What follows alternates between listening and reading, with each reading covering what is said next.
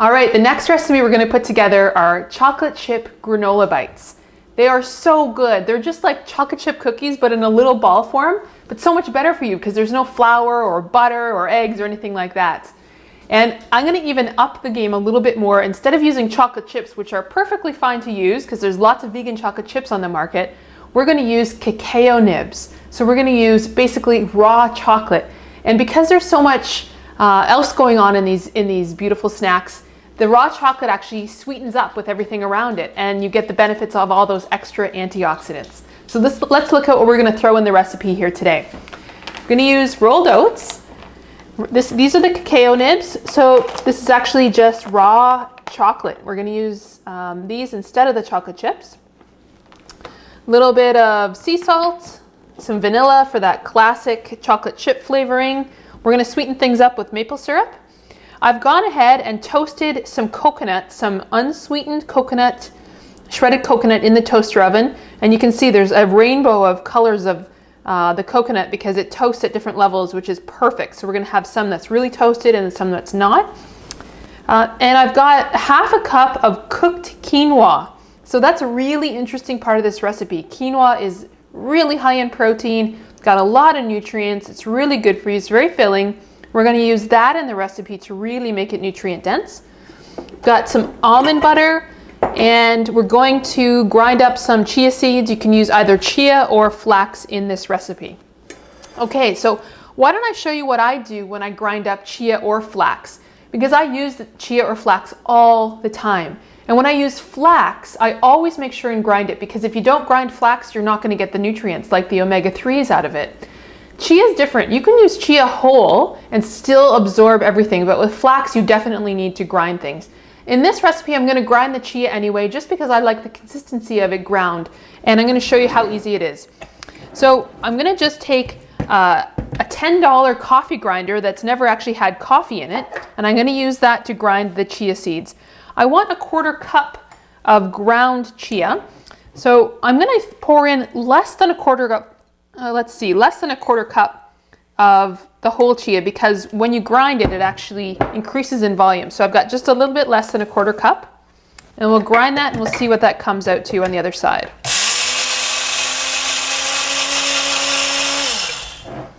Okay, that's all it takes. I'm just gonna...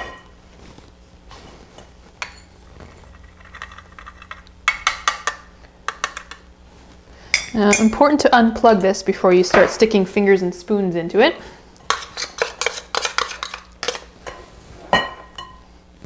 There we go. So I used less than a 1/4 and I came up with almost a 1/4 cup. So you use a little bit less than a 1/4, it'll make a 1/4 cup.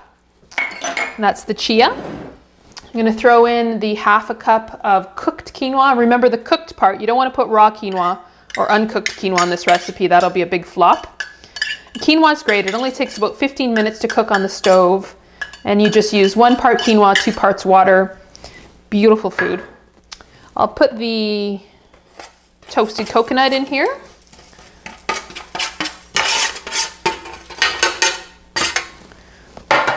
And the sea salt, half a teaspoon. The vanilla, we're going to use half a teaspoon of vanilla. Okay, and then a 1/4 cup of maple syrup.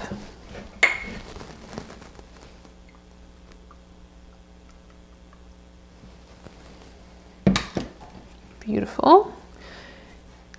1/4 cup of almond butter as well.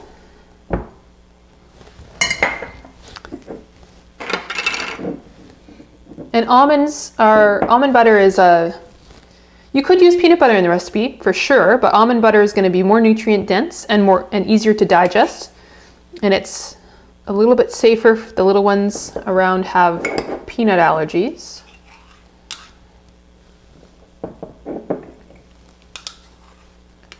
Okay, so a 1/4 cup of almond butter.